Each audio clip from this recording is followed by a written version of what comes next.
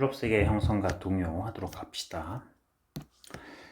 요 표를 좀 볼게요. 빨간색이 교황권이고 파란색이 왕권인데 원래는 교황권이 더 강했죠. 특히 요 카노사의 굴욕이라는 사건을 계기로 해서 교황권이 올라가서 교황은 해, 황제는 달 이런 말까지 했을 정도로 강했어. 그러다가 우리 지난 시간에 했던 십자군 전쟁의 실패 그리고 흑사병으로 인한 그 사람들의 죽음, 그 죽음 앞에서 성직자들도 자유로울 수 없었죠. 자, 그런 사건들을 보면서 교회의 권위가 점점 실추되었고 오늘 하게 될 아비뇽 뉴스와 교회의 대분열 이런 사건들이 유럽 사회에서 교황 세력의 이제 종말을 고하게 하는 계기가 됩니다. 더 이상 유럽은 이제 중세처럼 무조건적으로 교회를 따르지 않는 그런 세계로 바뀌게 돼요.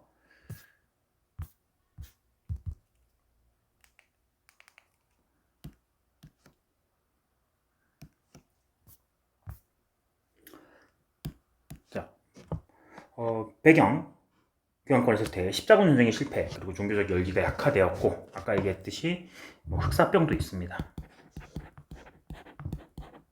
흑사병에서 성직자들의 죽음. 그러면서 교황의 권위가 점점 약해져. 그러다가 어떤 일이 터지느냐? 성직자들한테 세금을 부과하는 문제로 왕하고 교황하고 대립을 합니다. 교황 이름은 보니파키우스 8세입니다. 그리고 왕은 프랑스의 국왕이야. 필립 4세. 둘이 붙었습니다. 보니파키우스 8세는 아마 자신이 있었을 거야. 옛날에 그레고리우스 7세도 하이니 4세랑 싸워가지고 너 파문 이러니까 하이니 4세가 카노사에 와서 빌었잖아. 신성로 마제고 황제가. 그래서 프랑스 국왕을 파문시킵니다. 보니파키우스 8세는. 그럼 알아서 와서 항복하겠지 생각을 했을 거야 아마. 그러자 프랑스 국왕 필립 4세는 어떻게 하느냐. 군대를 보내가지고 이 교황을 납치해버립니다. 이젠 다르죠. 옛날처럼 뭐 그냥 교황이 파문한다고 왕이고 황제고 무조건 꿇는 시대가 아니라는 걸 보여주는 거지. 세상이 많이 바뀌었다는 겁니다. 카노사의 굴욕은 교황권의 우위를 보여주는 사건이었다면은 이 아비뇽 유수라는 사건은 세속권이 이제 교황과의 역전을 시작하는 겁니다. 필립 4세는 보니파키우스 8세를 납치해왔어. 그래서 원래 로마에 있어야 될 교황이 아비뇽이라는 프랑스 도시에 와 있는 거야. 아비뇽에서 교황이 선출이 됩니다. 근데 로마 교황청에서는 또 자기네끼리 또 교황을 뽑아요. 교황이 2명이 돼버렸어. 이거를 갖다가 우리는 교회의 대분열이라고 해요. 교황이 2명이 됐습니다. 정신 못 차리고 있는 거지 교회 세력들이. 그리고 여전히 성직자들은 타락해가지고 막 수탈하고 뭐 세속의 이득 챙기고 이러고 있어. 자, 그렇게 되자 당시 위클리프라는 사람하고 보헤미아라는 나라의 후스라는 사람이 이 교회의 세속화를 비판하기 시작합니다. 교회가 썩었다 하고 비판을 가해요. 그러자 로마 가톨릭 교회가 이제 위기를 느꼈어. 아, 이러다 큰일 나겠다. 우리 좀 쟤들 얘기를 좀 들어보자. 그래서 후스를 부릅니다. 후스 보고 너 우리 공의회 할 테니까 와봐. 후스를 콘스탄치 공의회라는 곳으로 불렀어요. 그래서 후스가 이 콘스탄치 공의회에 도착하자 어떻게 했느냐. 바로 잡아 죽입니다. 화형을 시켜버려요. 유서진입니다. 자, 이 사람이 후스예요. 콘스탄치 공의회라는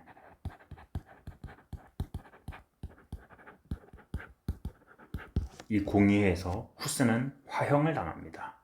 그러니까 아직도 교회는 완전한 개혁을 한 뜻이 없는 거죠. 위클리프의 주장인데 현재 교황은 예수의 바른 길을 밟지 않고 사탄의 잘못된 길을 가고 있다. 예수께서 교황청이나 추기경회의를 설립하셨다는 말은 어디에도 없다. 예수께서는 반드시 교황이 있어야 한다고 말씀하시지 않았다. 이를테면 100명의 교황이 있고 모든 수도사가 추경이 되어야 한다고 해도 신앙에서는 성서와 일치할 때만 찬성해야 한다. 성서에 따르자. 왜 교황 네 맘대로 하느냐. 이렇게 얘기하는 거죠. 위클리프 후스. 자, 교회의 권력은 이제 점점 내리막으로 하고 있습니다. 다음에 왕권의 강화와 중앙집권 체제의 발전. 배경은 봉건 영주와 교황의 쇠퇴, 상공업자의 성장. 자, 그래서 각 국가별로 영국, 프랑스 뭐 이렇게 그걸 중심으로 해서 포르투갈, 에스파냐, 독일을 포함한 국가별로 어떻게 왕권이 강화되는지 보도록 할게요. 먼저 영국에서는 영국의 존 왕이 과도한 과세를 합니다. 존 왕은 어떤 사람이냐? 십자군 논쟁에 갔던 리처드 1세라는 왕이 있었어요. 십자군 논쟁에 참여했던 영국의 왕입니다. 별명은 사자심왕이에요. 사자의 심장을 가진 왕. 그 동생이에요.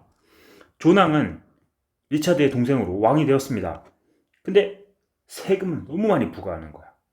그러자 이 귀족 세력들이 반발을 해가지고 난을 일으켜서 왕 앞으로 갑니다.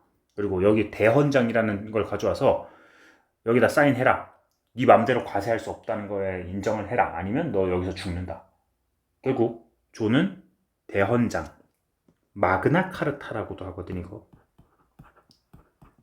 아마 이게 통합사회에 나올 겁니다. 마그나 카르타. 대헌장에 사인하면서 귀족들의 특권을 인정을 해줍니다. 그리고 영국은 점점 의회 정치가 발달을 하는데 시몽드 몽포르 의회라는 게 있어요. 이거 교과서에 없습니다. 알아두세요. 시몽드 몽포르라는 사람이 만든 의회입니다.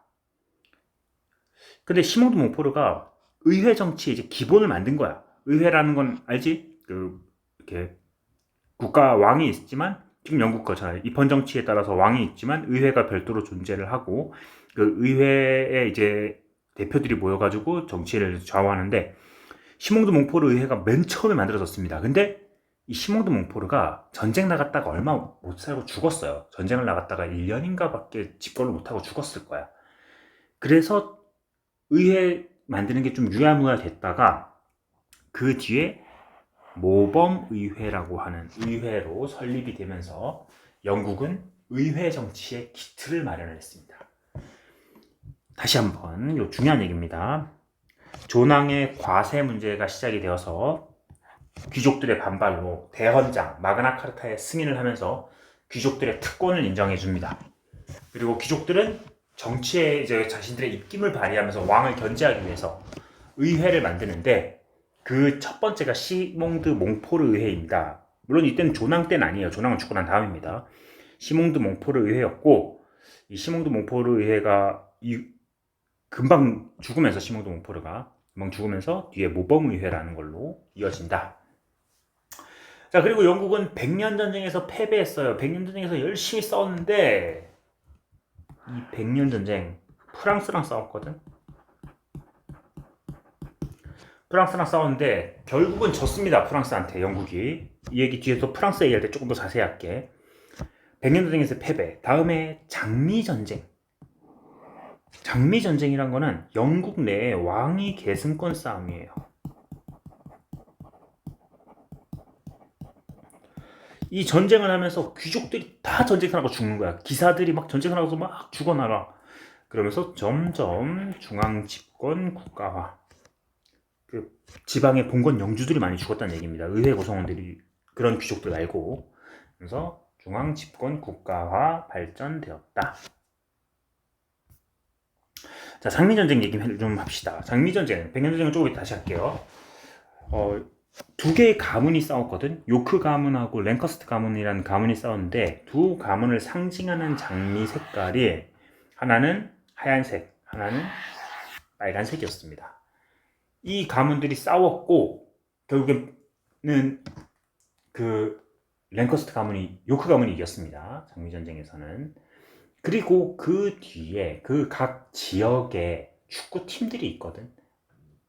각 지역의 대표적인 축구팀. 여기는 뭐 다 알 거고, 맨유고.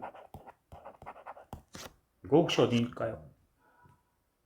이거는 리즈 유나이티드라는 팀이에요. 지금 내가 축구를 잘 몰라가지고 잠깐만. 이게 2부 리그일 거야. 아마 2부인지 3부인지 정확히는 모르겠네. 하여튼 여기 리즈 유나이티드.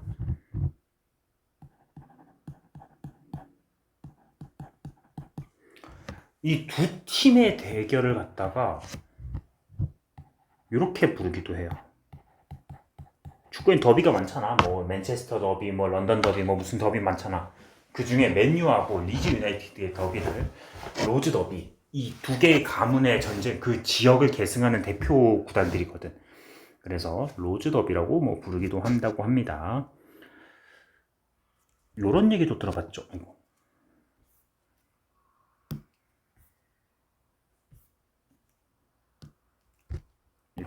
이런 얘기는 뭐 많이 쓰잖아. 지금도.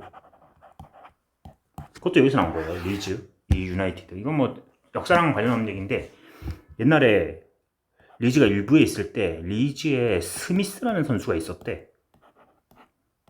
정확한 플레이는 기억이 안 나는데 뭐 스미스 맞아요. 이 스미스가 리즈에서 뛰다가 맨유로 이적을 했어요. 리즈 유나이티드에 있다가 맨유로 이적을 했는데 폼이 확 내려간 거야.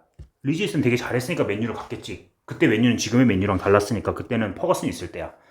그러니까 정말 잘해서 섭외가 돼서 들어갔는데 가서 못하니까 갑자기 확 내려가 폼이. 근데 그때 당시 이제 우리나라에 이 박지성이 처음 막 맨유 진출하고 이러면서 해외 축구가 우리나라에 막 중계가 되기 시작했어.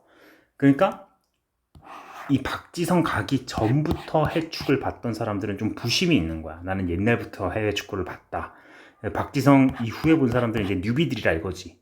그래서 얘들이 막 난 옛날부터 봐가지고 이 뉴비들이 막 스미스 욕하면 못한다고. 그러면은 아, 스미스가 리즈 시절을 얼마나 잘했는지 아느냐, 스미스 리즈 시절을 니들이 못 봐서 그런다, 그런 얘기를 하면서 부심을 부렸대. 그래서 그 말이 이어지고 해서 리즈 시절, 이런 말이라고 합니다. 이건 지금도 많이 쓰는 용어인데 이렇게 유래가 됐다고 해요. 참고로 알고 있어요. 이건 역사 얘기는 아닙니다. 하여튼 이 맨유와 리즈 유나이티드 장미전쟁이고, 그 장미전쟁은 영국의 중앙집권 국가와 강화에 이용되었던, 영향을 주었던 전쟁입니다. 대원장 마그나 카르타. 짐의 왕국에서는 전체 자문에 따르지 않고는 일체 군역, 면제세 혹은 부조금은 부과되지 않을 것이다. 자유인은 합법적인 재판이나 국법에 따르지 않고는 체포되지도, 옥에 갇히도, 재산을 빼앗지도 않으며 어떤 방식으로도 파멸되지 않을 것이며, 짐도 그 사람을 소송하거나 처벌하지 않는다. 왕이 인정을 해준 겁니다. 내 권위를 좀 양보해 주겠다. 내가 다 가질 수 없구나. 안 그러면 내가 죽게 생겼으니까. 다음, 프랑스. 백년 전쟁에서 승리, 중앙 집권 국가로의 발전인데, 이렇게만 볼 게 아니라 좀 자세히 봅시다. 백년 전쟁 얘기를. 자, 이게 프랑스 지도입니다. 그런데 옛날에 우리 1학기 때 요런 사람 했거든.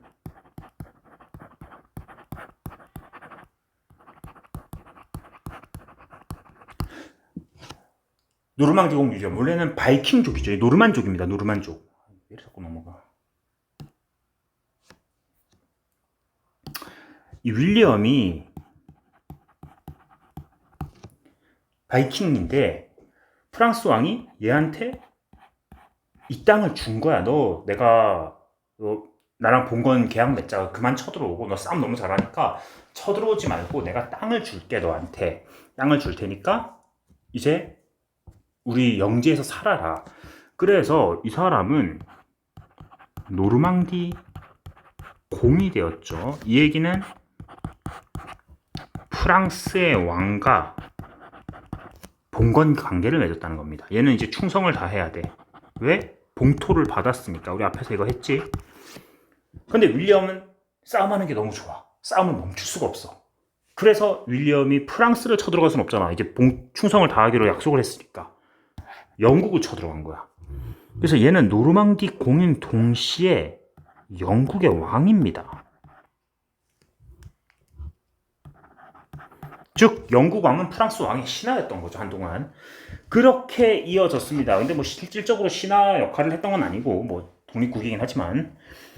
그러면서 이 영국 왕이 이 윌리엄 그 일가가 그 후손들로 계속 내려가, 후손들로 쭉쭉쭉 내려가면서 뭐 이 보르도 지역의 딸하고 결혼을 한다던가 뭐 이런 관계를 맺으면서 이 노란색 지역을 다 차지해가는 거야.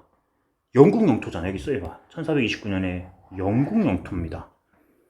이게 다 영국 땅이 돼버려. 그러니까 프랑스 왕은 점점 이게 안 좋은 거야.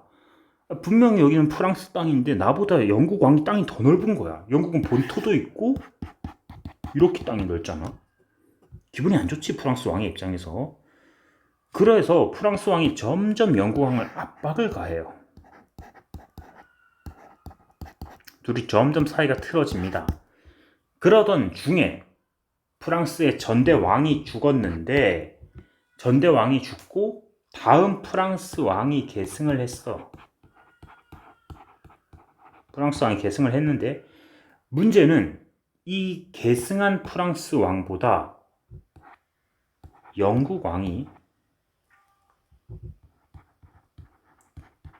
촌수가 더 가까운 거야. 이 죽은 왕에게.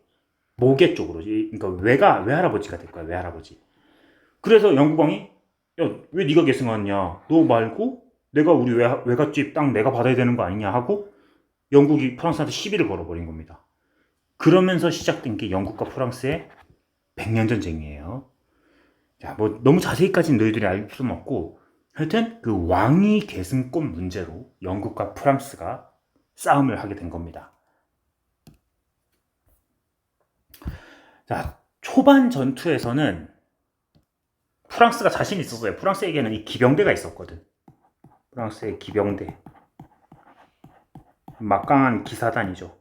그리고 프랑스가 인구도 더 많았어. 당연히 자기네가 이길 거라 생각했어요, 프랑스는. 근데 전쟁하니까 상대가 안 돼요. 영국의 이 장궁. 여기 앞에서 프랑스의 기병이 완전 박살이 나버립니다. 영국의 신무기 앞에서. 이 석궁병 앞에서 프랑스군이 그냥 허수아비야. 뛰어가면 막 허사마자 그냥 다 죽는 겁니다. 그리고 막 진흙탕 같은 데 빠져가지고 허우적대고 있으면 그냥 죽고. 그렇게 해서 거의 망할 때까지 갔습니다. 거의 프랑스가 멸망 직전이야. 그때 프랑스에 등장한 사람이 이 사람입니다.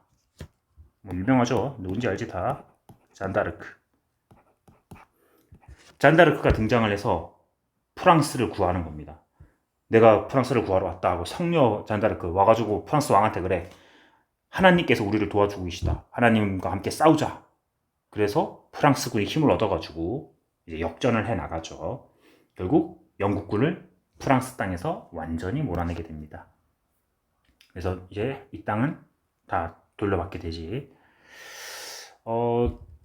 잔다르크는 정치적으로 이용당하고 나중엔 죽습니다. 나중에 싸우다가 영국군에 잡히거든, 잔다르크가. 근데 영국에서 돈 달라 그래, 프랑스 보고. 돈 얼마 주면은 잔다르크 돌려줄게 했는데 프랑스가 안 줍니다. 이미 프랑스가 이제 자기네가 이길 것 같았거든. 잔다르크가 필요가 없어졌거든. 그래서 돈을 안 줘서 잔다르크는 영국에서 마녀로 돼가지고 마녀로 판정받아서 화형에 처해집니다. 자, 100년 전쟁. 하여튼 프랑스가 이겼고, 프랑스는 그 전쟁 과정에서 국왕을 중심으로 뭉치게 돼. 중앙 집권 국가로 발전. 자, 똑같네. 보면은 영국도 100년 전쟁, 장미 전쟁하면서 중앙 집권 국가화 되었고, 프랑스도 100년 전쟁 거치면서 중앙 집권 국가로 발전했다. 똑같이. 자, 다음에 독일은 이런 큰 전쟁도 없었고 분열 상태가 지속됩니다. 오히려 황제가 힘이 없었어요. 분열 상태가 지속되면서 한동안은 막 그 제후들이 세력이 비슷비슷해서 황제가 없는 대공위 시대가 열려. 그러니까 영국이나 프랑스는 전쟁을 하면서 이 영주 세력들을 왕을 중심으로 뭉치게 한 거야. 각 지역의 영주들이 뭉쳤어. 근데 독일은 그게 아니었잖아. 각 지역의 영주들의 힘이 비슷비슷해. 오히려 지들끼리 싸움도 안 해요. 왜? 싸웠다가 우리 둘이 싸우고 있으면 얘한테 기회를 주는 거니까. 서로 비슷비슷하게 덩치를 키우고 있으니까 우리 싸우지 말고 그냥 우리끼리 그냥 평화롭게 지내자. 이렇게 돼버린 거죠. 자기들끼리 그냥 비등비등 하다가 물론 갈등도 있긴 있었어. 없진 않았는데 어쨌든 여기랑은 좀 다르죠. 여기는 왕을 중심으로 뭉치게 가능했고 여기는 안 되는 거야. 결국 대공위 시대, 황제가 없는 시대입니다. 그러다가 제후들이 모여서 황제를 선출하자. 황금문서, 이름은 되게 좋아 보이죠. 황금문서라는 거에 서명을 하는데 황제를 선출직으로 뽑자는 겁니다. 이거는 황제의 권한이 영국하고 프랑스랑 비교할 때 강할까 약할까?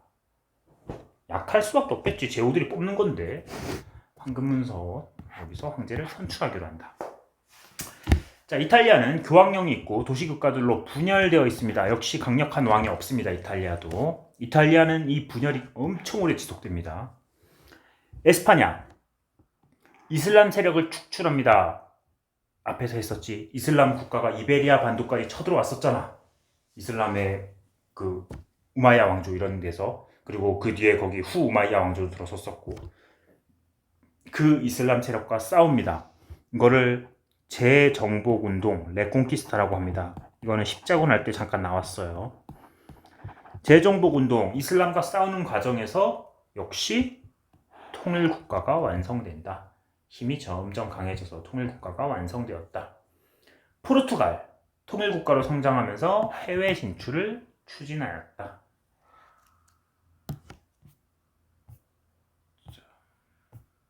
황금문서. 황금문서는 대공의 시대의 혼란을 해결하고 황제를 선출하는 절차와 선출권을 가진 제후의 권리를 확정하기 위해 작성되었다. 문서의 명칭은 황제의 황금도장을 찍은 데서 유래되었다.